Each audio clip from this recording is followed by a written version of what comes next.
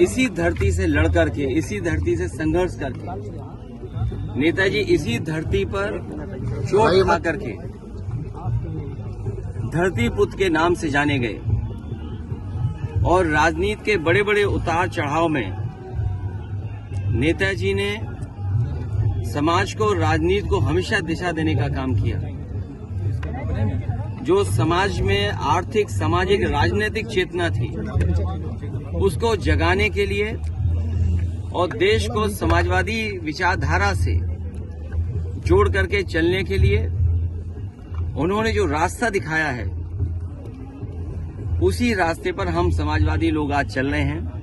और आज के दिन जब नेताजी को हम लोग याद कर रहे हैं तो संकल्प लेते हैं कि समाजवादी मूल्यों को और समाजवादी सिद्धांतों को और बढ़ा करके लोगों के जीवन में कैसे बदलाव आए।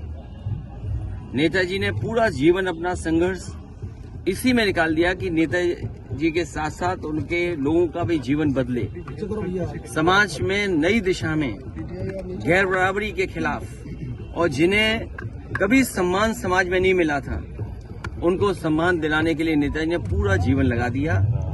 वही हमारे आश्रित भी हैं और उन्हीं के रास्ते पे चल करके इस समाजवादी सिद्धांत को और मजबूत बनाने का काम हम लोग करेंगे। हम लोग आज नेताजी को याद कर रहे हैं।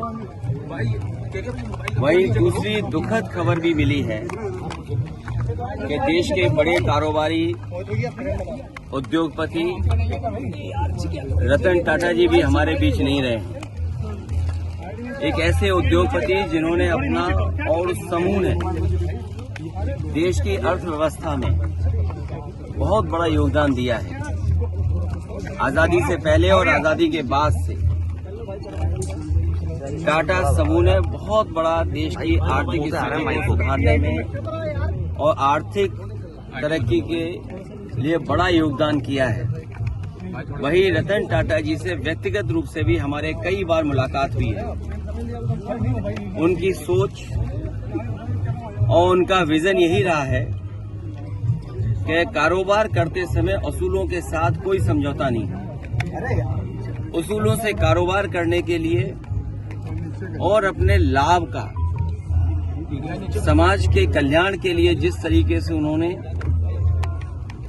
लाभ का पैसा लगाया है और लोगों का, आम लोगों का कल्याण कैसे हो, उस दिशा में एक उदाहरण पेश किया।